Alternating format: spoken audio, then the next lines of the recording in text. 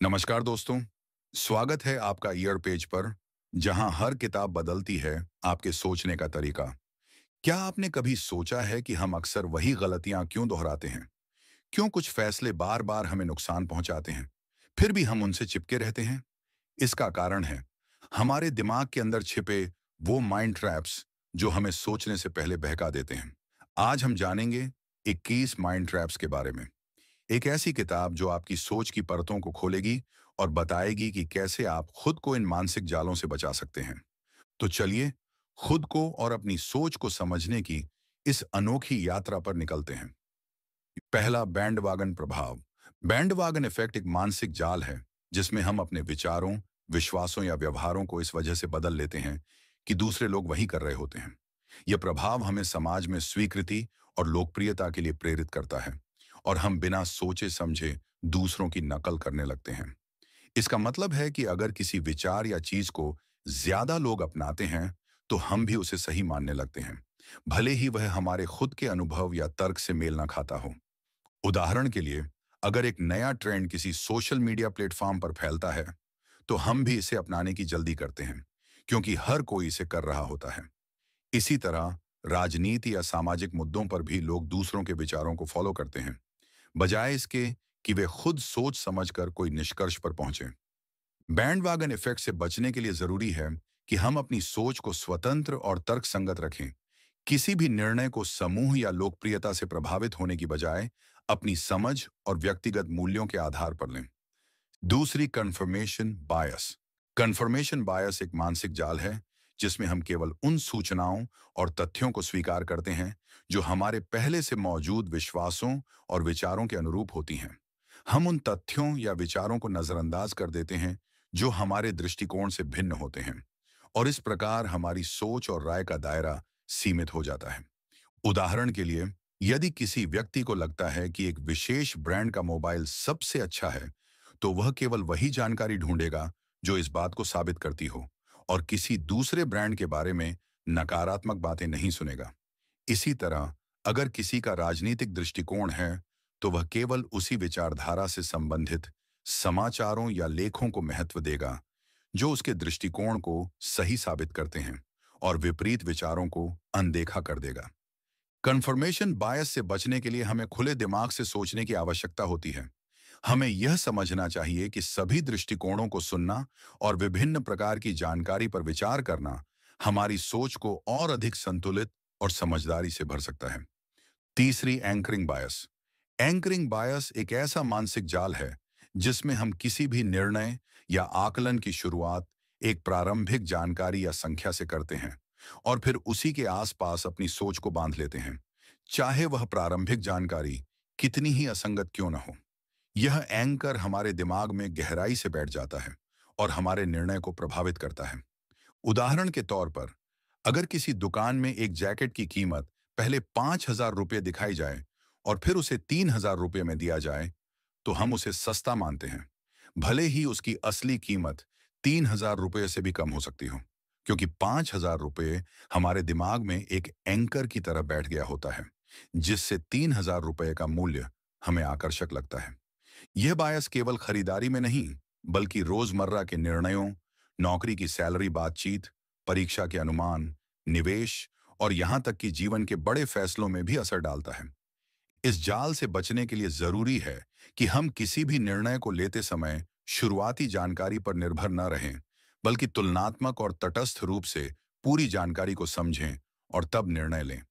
Fourth, availability बायस।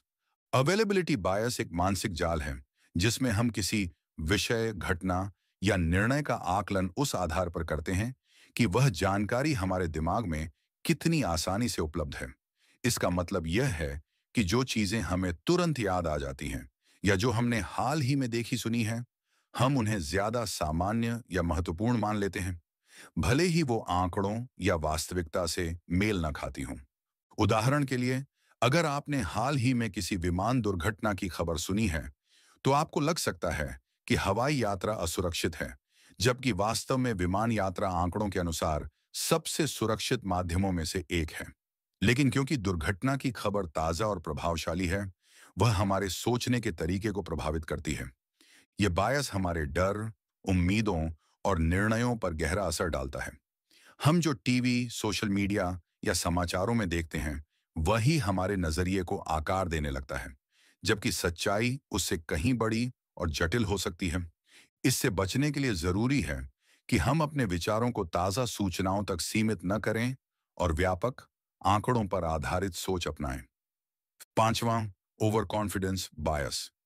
Over confidence बायस एक ऐसा मानसिक जाल है जिसमें व्यक्ति अपनी क्षमताओं, ज्ञान या भविष्यवाणियों को वास्तविकता से अधिक समझता है। इस मानसिक भ्रम में हम ये मान बैठते हैं कि हमारी सोच, निर्णय या भविष्यवाणी सही ही होगी, चाहे उसके पीछे तथ्य हों या न हों। उदाहरण के लिए, कोई निवेशक यह सोच सकता है कि उसे शेयर बाजार की गहरी समझ है, इसलिए वह जोखिम भरे शेयरों में पैसा लगाता है। लेकिन हकीकत में उसका आत्मविश्वास उसके अनुभव या ज्ञान से कहीं ज्यादा होता है, जिससे गलत निर्णय की संभावना बढ़ जाती है। ऐसे लोग अक्सर अपने गलत फैसलों को नजरअंदाज कर देते हैं और सफलता का श्रेय खुद को देते हैं। यह बायस केवल निवेश या व्यापार में नहीं, बल्कि पढ़ाई, करियर, खेल, रिश्तों और जीवन के अन्य क्षेत्रों में भी नजर आता है। ओवर कॉन्फिडेंस अक्सर विफलता की वजह बनता है, क्योंकि व्यक्ति सीखने और सुधारने का अवसर खो देता है। इससे बचने के लिए जरूरी है कि हम आत्म मूल्यांकन करें, आलोचना को स्वीकार करें और अपने फैसलों पर दोबारा विचार करें। संतुलित आत्मविश्वास और विनम्रता ही इस मानसिक जाल से बाहर निकलने का रास्ता है। 60वां, लॉस एवर्जन। लॉस एवर्जन एक मानसिक जाल है जिसमें हम नुकसान को लाभ से कहीं अधिक गंभीरता से महसूस करते हैं। इसका मतलब है कि किसी चीज को खोने का डर हमें उतनी ही या उससे ज्यादा तकलीफ देता है जितनी खुशी हमें उस जैसी चीज पाने से मिलती है। इसीलिए हम नुकसान से बचने के लिए ऐसे निर्णय लेने लगते हैं जो तर्क संगत नहीं होते। उदाहरण के लिए, अगर आपने किसी कंपनी के शेयर खरीदे हैं और उनका मूल्य गिर रहा है, तो आप उन्हें बेचने के बजाय पकड़े रह सकते हैं, सिर्फ इसलिए कि आप नुकसान को स्वीकार नहीं करना चाहते। आप उम्मीद करते हैं कि वह कीमत दोबारा बढ़ेगी, लेकिन हो सकता है वह और गिर जाए। आप भावनाओं में बहकर तर्क को नजरअंदाज कर देते हैं। लॉस एवर्जन का असर केवल निवेश तक सीमित नहीं है, यह रिश्तों, नौकरी बदलने, नई चीजें सीखने या जोखिम लेने जैसी बहुत सी स्थितियों में दिखता है। हम सुरक्षित विकल्प चुनते हैं, भले ही वे हमारे विकास को रोकते हों। इससे बचने के लिए जरूरी है कि हम अपने फैसलों में भावनाओं के बजाय तथ्यों और दीर्घकालिक सोच को प्राथमिकता दें। 7वां, सेल्फ सर्विंग बायस। सेल्फ सर्विंग बायस। सेल्फ सर्विंग बायस एक मानसिक जाल है जिसमें व्यक्ति अपनी सफलताओं का श्रेय खुद को देता है, लेकिन असफलताओं के लिए बाहरी कारणों या दूसरों को जिम्मेदार ठहराता है। यह हमारे आत्मसम्मान को बनाए रखने का एक मानसिक तरीका है, लेकिन लंबे समय में यह हमारी सीखने और सुधारने की क्षमता को नुकसान पहुंचा सकता है।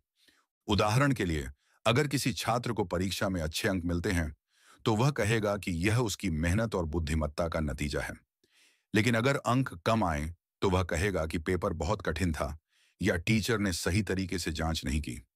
इस सोच में व्यक्ति अपने दोषों से आंखें मूंद लेता है और बाहरी परिस्थितियों को दोष देता है। सेल्फ सर्विंग बायस हमें वास्तविकता से दूर कर देता है और ईमानदारी से आत्म मूल्यांकन करने से रोकता है। यह रिश्तों, करियर, पढ़ाई और जीवन के हर पहलू में हमारी ग्रोथ को बाधित कर सकता है। इससे बचने के लिए जरूरी है कि हम अपनी सफलताओं और असफलताओं दोनों को निष्पक्ष रूप से देखें, जिम्मेदारी स्वीकार करें और हर अनुभव से सीखने की कोशिश करें। 8वां, फ्रेमिंग इफेक्ट। फ्रेमिंग इफेक्ट एक ऐसा मानसिक भ्रम है जिसमें किसी जानकारी को प्रस्तुत करने का तरीका हमारे निर्णयों और सोचने के ढंग को बदल देता है, भले ही मूल जानकारी एक जैसी ही हो। इसका मतलब यह है कि शब्दों, संदर्भ या प्रस्तुति की शैली बदलने से हमारा नजरिया पूरी तरह बदल सकता है। उदाहरण के तौर पर, अगर कोई डॉक्टर कहे कि इस सर्जरी में 90% सफलता की संभावना है, तो मरीज शायद तुरंत तैयार हो जाएगा। लेकिन अगर वही डॉक्टर कहे कि इस सर्जरी में 10% मौत का खतरा है, तो वही मरीज डर सकता है, जबकि दोनों वाक्यों में तथ्य एक जैसे हैं। फर्क सिर्फ प्रस्तुति, फ्रेमिंग का है। ये इफेक्ट हमारी रोजमर्रा की जिंदगी में भी दिखता है।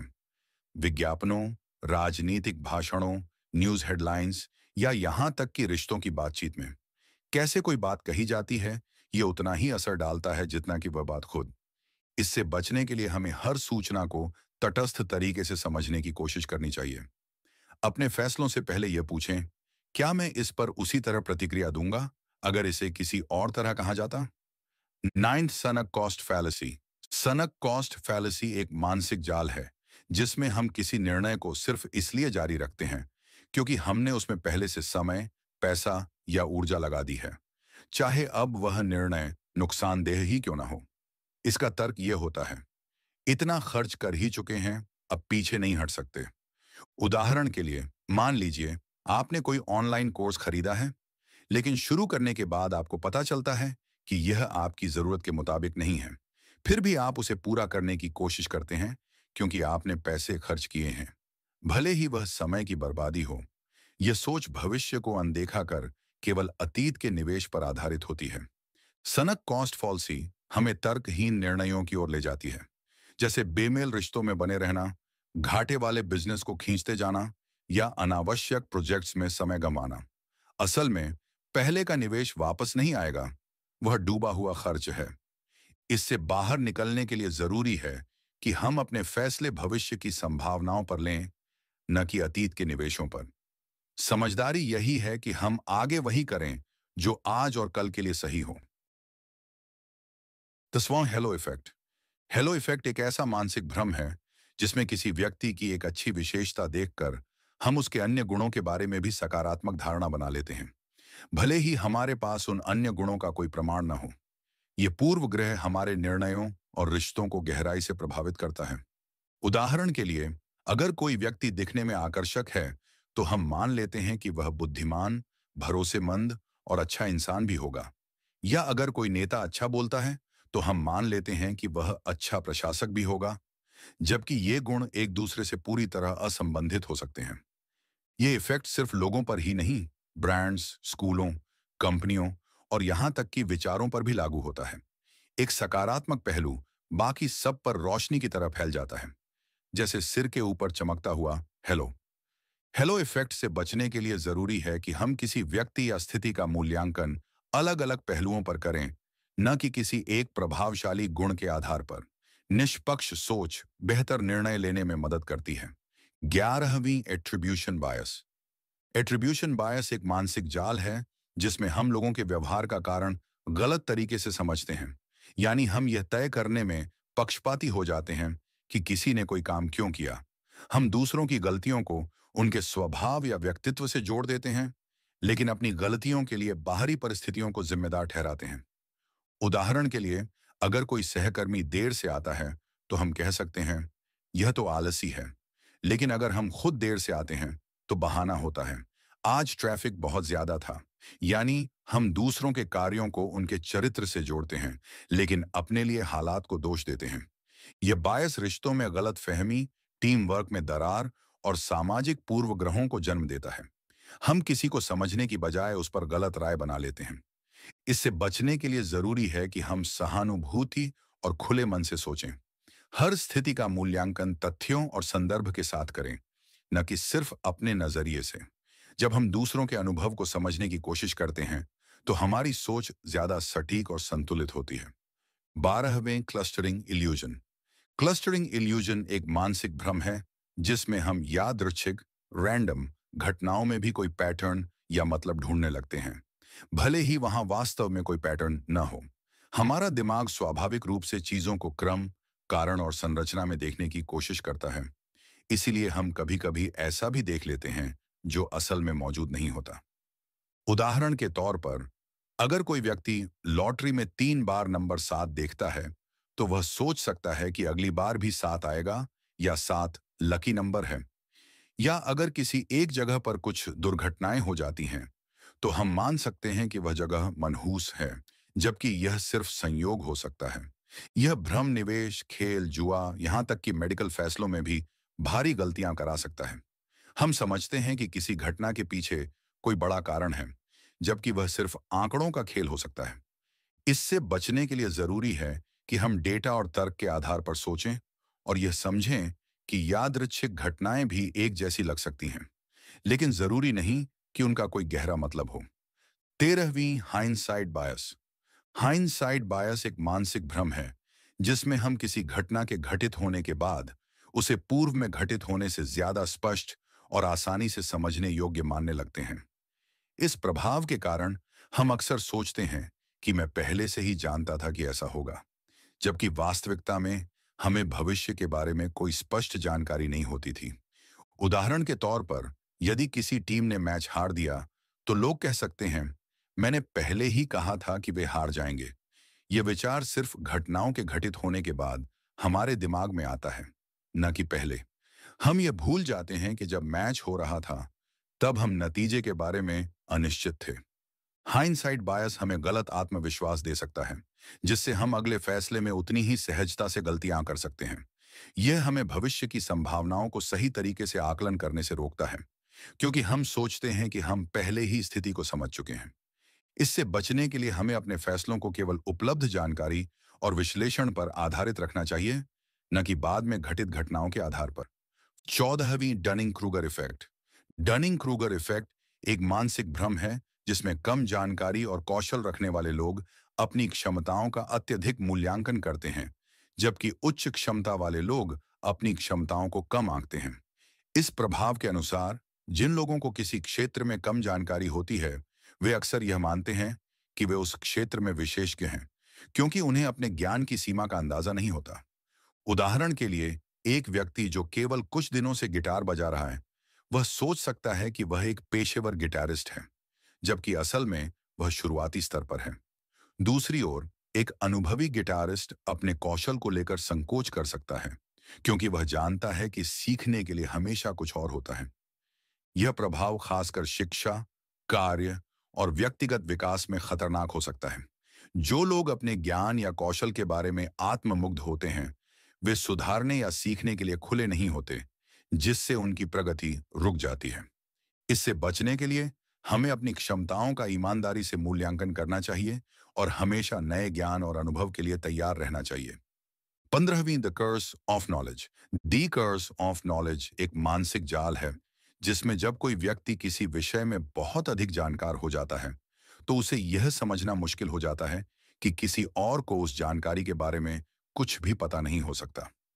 इसका मतलब यह है कि जब हम किसी चीज को अच्छी तरह समझ लेते हैं, तो हम अनजाने में मान लेते हैं कि बाकी लोग भी उसे उसी तरह समझते होंगे। उदाहरण के लिए, एक शिक्षक जो वर्षों से गणित पढ़ा रहा है, वह यह भूल सकता है कि उसके छात्र मूल अवधारणाओं से ही संघर्ष कर रहे हैं।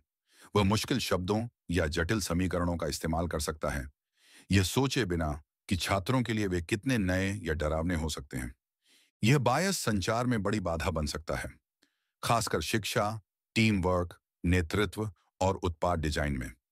जब विशेषज्ञ लोग आम लोगों से बात करते हैं, तो वे जरूरी जानकारी छोड़ सकते हैं या चीजों को जटिल बना सकते हैं, जिससे सामने वाला भ्रमित हो जाता है। इससे बचने के लिए हमें शुरुआती सोच अपनानी चाहिए, यानी खुद से पूछना चाहिए, अगर मुझे कुछ नहीं पता होता, तो मुझे क्या जानने की जरूरत होती। 16वीं प्लानिंग फॉल्सी। प्लानिंग फॉल्सी एक सामान्य मानसिक त्रुटि है, जिसमें हम किसी काम को पूरा करने के लिए आवश्यक समय, संसाधनों और प्रयास को कम आंकते हैं, भले ही हमने पहले भी इसी तरह की गलतियां की हों। यह आशावाद की वजह से होता है, जहां हम यह मानते हैं कि सब कुछ योजना के मुताबिक चलेगा और कोई बाधा नहीं आएगी। उदाहरण के लिए, कोई छात्र सोचता है कि वह 3 दिन में पूरा प्रोजेक्ट खत्म कर लेगा, लेकिन असल में उसे 7 दिन लग जाते हैं, क्योंकि उसने रिसर्च, रिवीजन और बाकी जिम्मेदारियों को नजरअंदाज कर दिया था। यह केवल छात्रों तक सीमित नहीं है। बड़े बड़े प्रोजेक्ट्स, सरकारी योजनाएं और बिजनेस डेडलाइंस भी अक्सर इसी वजह से देर से पूरी होती हैं। प्लानिंग फॉल्सी का एक कारण यह भी है कि हम भविष्य के बारे में सोचते समय सिर्फ सर्वश्रेष्ठ स्थिति का अंदाजा लगाते हैं, न कि असली जीवन की जटिलताओं का। इससे बचने का तरीका है, पहले जैसे प्रोजेक्ट्स से सीखी गई चीजों को ध्यान में रखना और योजना बनाते समय अतिरिक्त समय और लचीलापन रखना। यथार्थवादी अनुमान आपको तनाव से भी बचाते हैं और प्रदर्शन को भी बेहतर बनाते हैं। 17वीं ऑप्टिमिज्म बायस।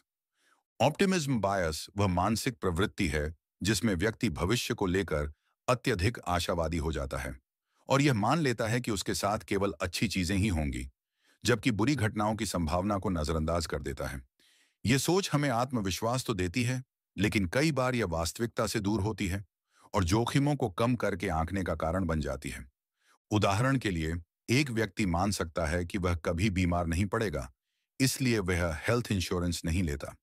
या कोई बिजनेसमैन सोचता है कि उसका स्टार्टअप जरूर सफल होगा, इसलिए वह सारे पैसे एक ही योजना में लगा देता है, बिना बैकअप प्लान बनाए।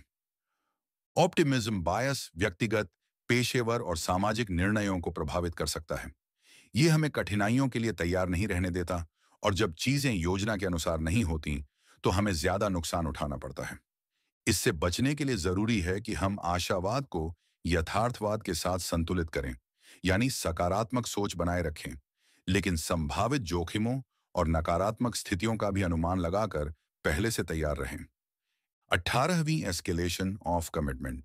एस्केलेशन ऑफ कमिटमेंट एक मानसिक जाल है जिसमें कोई व्यक्ति, संगठन या टीम एक बार किसी निर्णय या योजना में समय, पैसा या भावनात्मक ऊर्जा लगा देने के बाद, उस निर्णय के विफल होने के संकेत मिलने के बावजूद उसमें और ज्यादा निवेश करता रहता है। ये सोचता है कि अब तो इतना कर ही लिया है, छोड़ना बेवकूफी होगी। उदाहरण के लिए, मान लीजिए किसी ने एक बिजनेस शुरू किया है जो लगातार घाटे में है, लेकिन वह व्यक्ति लगातार पैसे डालता जा रहा है, ये सोचते हुए कि अब तक इतना पैसा लगा ही चुका हूं, अब छोड़ना ठीक नहीं। इसी तरह किसी फिल्म प्रोजेक्ट या सरकारी योजना में अगर काम नहीं हो रहा है, तब भी लोग उसे जबरदस्ती पूरा करने में जुटे रहते हैं, ताकि पहले किए गए प्रयास व्यर्थ न जाएं। ये बायस हमें तर्कहीन निर्णय लेने पर मजबूर करता है, क्योंकि हम नुकसान स्वीकार करने से डरते हैं। इससे बचने का उपाय है समय समय पर निष्पक्ष मूल्यांकन करना, और यदि कोई प्रयास काम नहीं कर रहा, तो साहसपूर्वक उसे रोक देना। असली समझदारी यह होती है कि कब प्रयास करना है और कब रुक जाना है।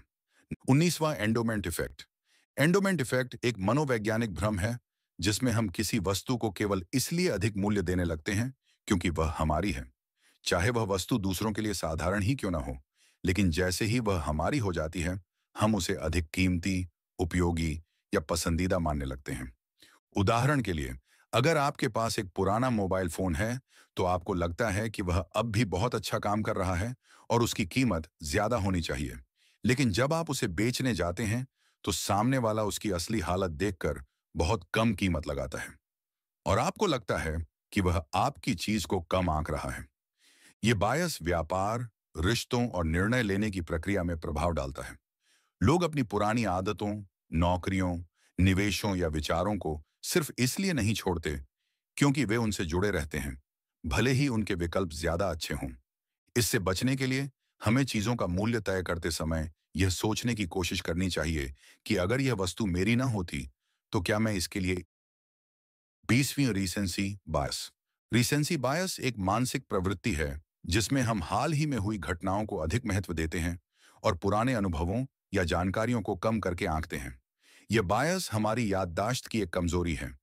हम ताजा घटनाओं को आसानी से याद रखते हैं और उन्हें ज्यादा प्रभावशाली मान लेते हैं, भले ही वे संपूर्ण तस्वीर का छोटा हिस्सा ही क्यों ना हो।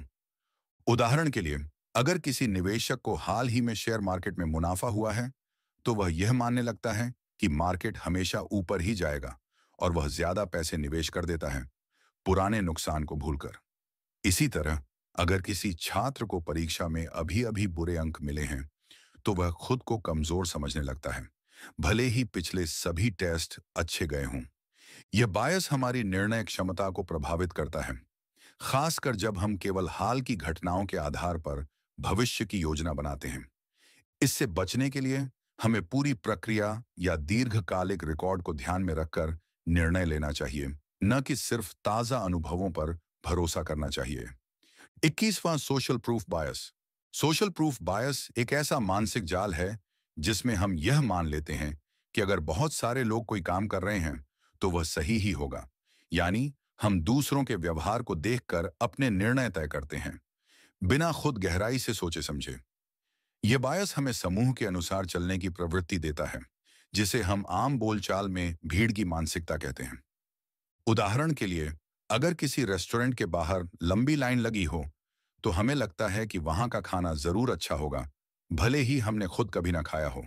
सोशल मीडिया पर अगर कोई प्रोडक्ट या विचार वायरल हो रहा हो, तो लोग मान लेते हैं कि वह भरोसेमंद है, भले ही वह गलत जानकारी पर आधारित हो।